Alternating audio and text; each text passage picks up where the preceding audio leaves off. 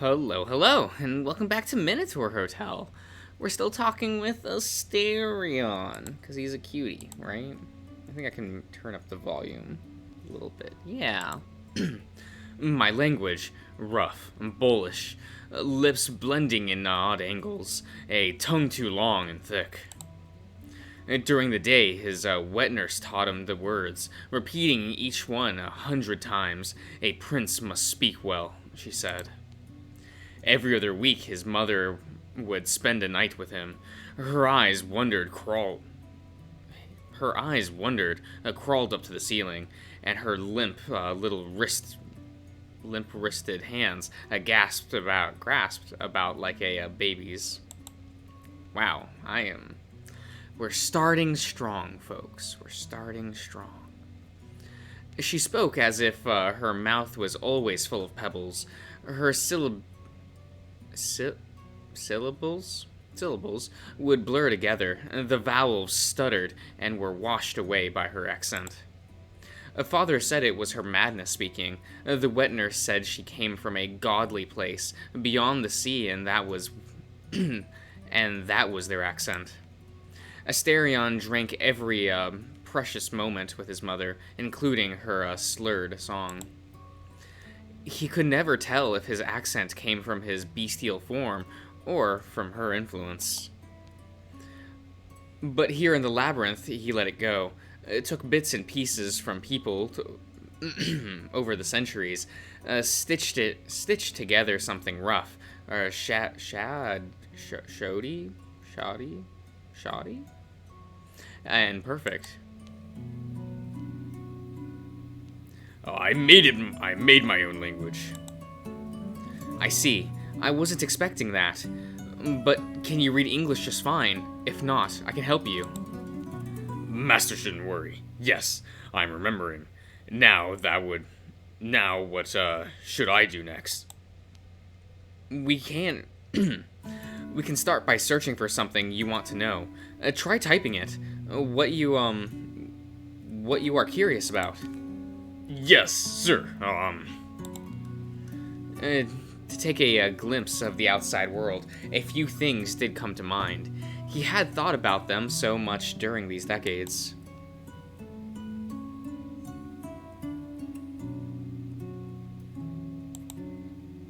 Before the master can stop him, the Minotaur types Notre Dame Cathedral. A chill. Oh, he's so cute in this portrait. What the fuck? A chill ran up the man's spine, just as the Minotaur's stomach drops. I'm sorry. I should have given you a heads up about this. Asterion's ears droop as he reads on. This is a tragedy. It is. They're going to restore it, but it's still horrible. You can still look at plenty of archived footage of the pictures of Notre Dame, though. Most historical buildings like it are well preserved and documented digitally. The master shows him the image search results. You mentioned Jean had made drawings of the buildings from memory. Do they do justice to the real thing? More pictures of the cathedral are revealed, but every other image result in his news footage of the burning cathedral. It's strange. You would expect me to not care about something. That is completely beyond my grasp. Even if it is not, even if it had not burned down, it remains off limits to me.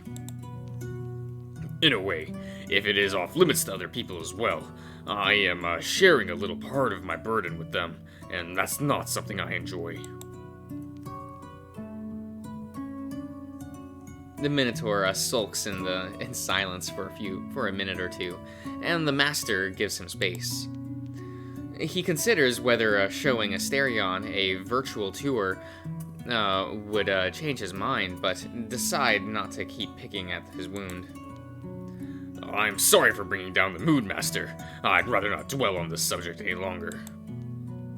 Don't worry about it, and yes, that's a good idea. Anything else you would like to look up?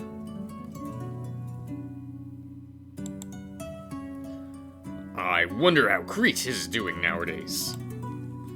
The palace of, no, the word, was discovered in the late 1800s and excavated in the early 1900s. So, they found it.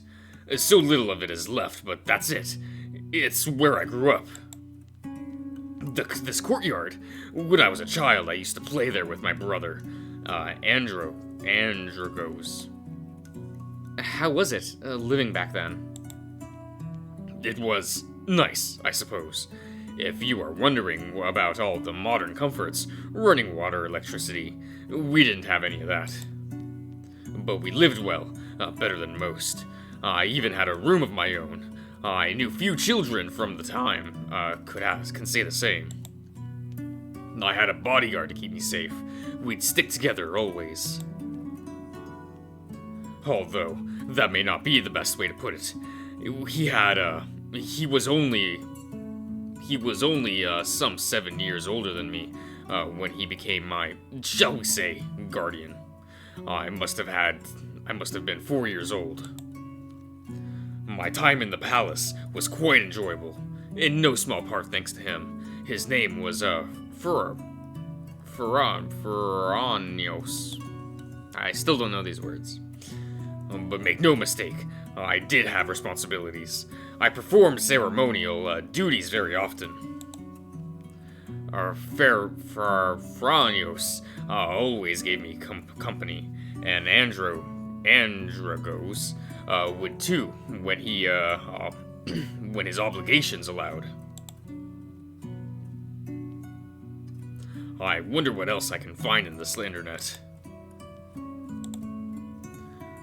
There is a place I've been very curious about for quite a while. Perhaps you have heard of it. The region called Borg. The name rings a bell, yes. Is it a region of France? Yes, I believe it is. Now, what will your internet tell me about it? France's most prominent winemaker region. I suppose Jean was not bragging. His family's wine must have been quite remarkable. It was captured by Germans during World War II. Oh, I suppose that makes sense. But it seems to be doing quite well now. That is a relief. Did Jean come from this region? Yes, it's what he used to call his ancestral homeland. He was a patriot. No land on Earth was as beautiful and as noble as his. He couldn't bear to hear France's situation in the war, and no amount of pleading could stop him from going. The Minotaur could still feel it, the ringing inside his head from when Jean died. And the rest, I suppose, is history. I wonder what it must feel like, walking through one of those vineyards. It must be refreshing. A sun on your back. Ooh. Maybe a chilly wind cutting through the grapevine, leaving leaves brushing against your arms. I could use some of that. We could make one, then. How about it? Our very own vineyard? What? But why? Because I can just make things pop into existence when I use it for something fun and nice like that. Oh, my good lord. If only things were that simple. It would be quite the tricky affair, I'm afraid. Why? What's stopping us? Contracts, for starters. This land is not hospitable for life. Plus, that would distract us too much from our mission of the hotels, wouldn't it? I suppose you're right. Well, I should not lie. A vineyard would be nice. Who knows? Maybe one day, if it's still your wish. This is a 90 invention, the internet thing. Nifty? Whoa. Could it, the silliest idea, come to me? Perhaps it's hubris of me to even consider it. The Minotaur's ears flicker, and his snout takes on a livelier shade of pink. Could the internet have something about me? Of course, there is a whole legend about you, dating back to who knows when. We can find plenty of stuff. Although,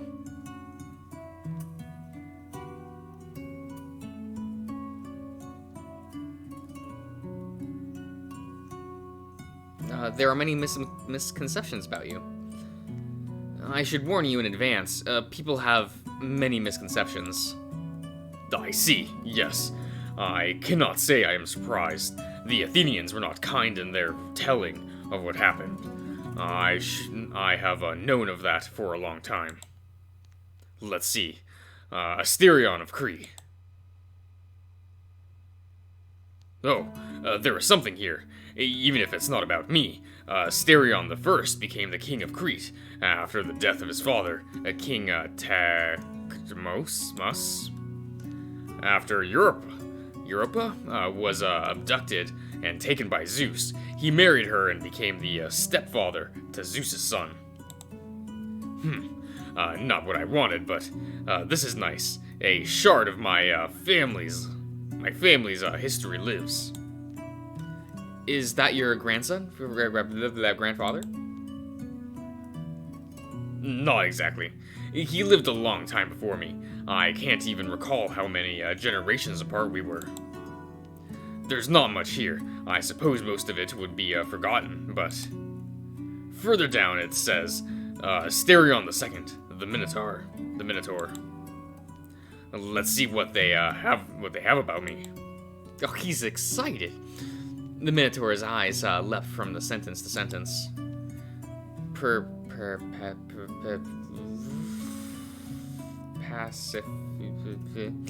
Struck by Poseidon's madness, recruited the artisan Daedalus to craft a hollow cow with which she took the bull's lurch. The hybrid child, said to have the body of a man and the head of a bull, had no place in the natural order and nothing to sustain it. As such, he grew violent and took to consuming human flesh. King Minos commanded Athens to send youths as tribute to feed him, 7 youths, among which was Theseus, heir to Athens' throne.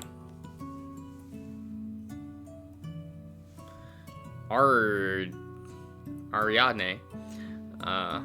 Ariadne, yeah. Because I do know that word. Yes. I think I have that card over in a pile next to me. I put all my pendulum stuff to the side, because, it's unplayable now. I miss pendulums. The Minotaur's sister became enraptured by the Athenian hero, and confided to him the secret that the labyrinth could be conquered with a ball of yarn. With Ariadne's assistance, Theseus solved it and vanquished the Minotaur. He escaped Crete with the princess, but abandoned her in the islands of Naxos, where it is believed she either met her end or was kidnapped by Dionysus. In the aftermath of the Minotaur's death, Crete fell from the hegemonic position over the Mediterranean. King Minos set out in pursuit of Daedalus, seeking revenge for he believed it was the craftsman who revealed to Ariadne the secret solution to the labyrinth. This in turn led to Minos' death, boiled alive in the foreign country. The death of the Minotaur marked the fall of Crete and the rise of Athens as the main power in the Mediterranean. The loss of the centralized ruling figure led the fragmentation, which in turn allowed it to be conquered by different civilizations over the course of history.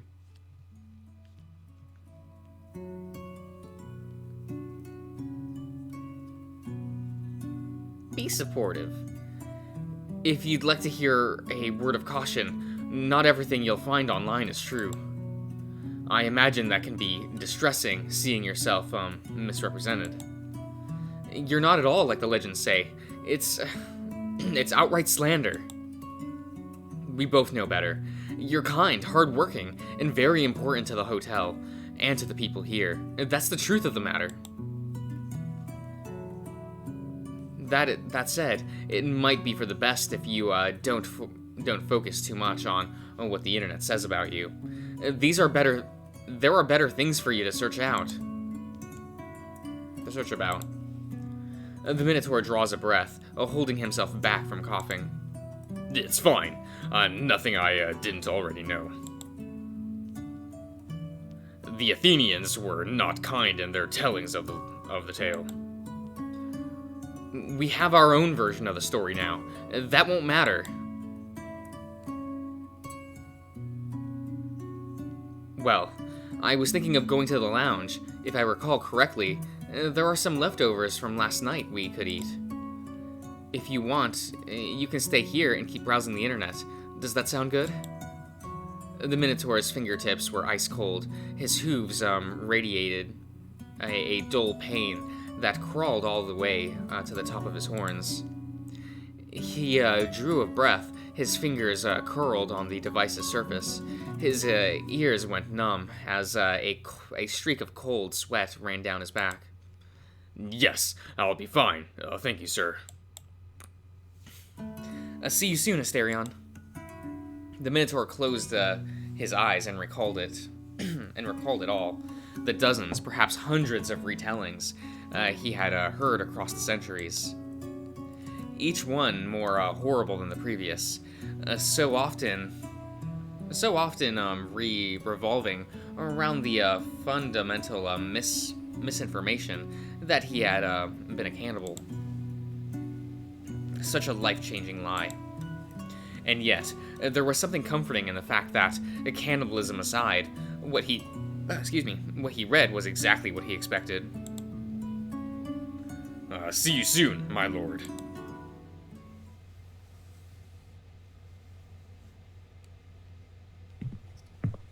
Once more, the sound above your footsteps echoed up and down the stairwell, from the skylights so far above down to the depths below. Each one sounds somehow lonely, without the now familiar clopping of Asterion's hooves keeping time with them.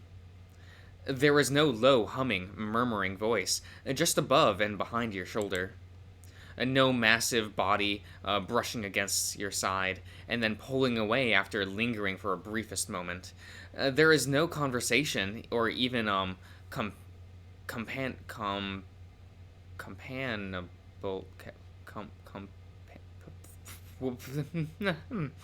silence. There is just you and the staircase. As you take the steps down, your mind drifts back to the night before, to the celebration of the hotel's revival, to Asterion's concert, to the embrace you had shared with the Minotaur before he mounted the stage, and the banter between the two of you while returning to your chamber when the night had grown late.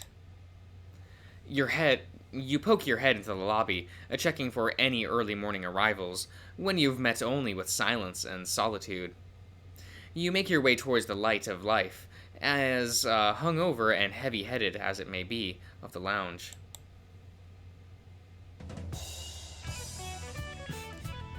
The pair of South American workers are huddled over the same table in the corner they had occupied the night before, both men nursing a tall glass of hair of the dog? A few of the new arrivals are scattered here and there, still shooting occasional sideways glances towards the boisterous griffin manning the bar counter. And Luke himself chatters away to Kota while the dragon picks at the breakfast with dainty precision. So anyway, what'd you think? Could be pretty dang fun, huh? Perhaps. Come on, Blue Boy. A little music, a little stargazing. I can make us some snacks. Oh, you ever try a pickle pop? Make them big enough, and you can lick them pretty much all night long. Was that an innuendo? you want it to be. The Griffin tries to keep a straight face, but struggles as the seconds tick away. He finally bursts into a fit of giggling, while Kota rolls his eyes.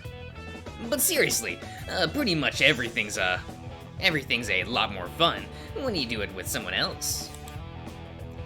No funny business, I promise. Just two men appreciating the beauty of the night sky together. Wouldn't you rather spend time with one of your, what is this word?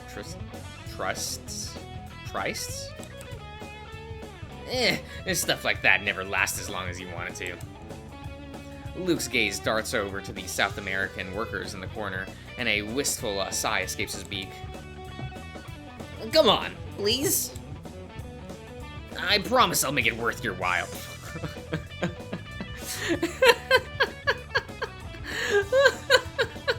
Okay, I'm sorry. So...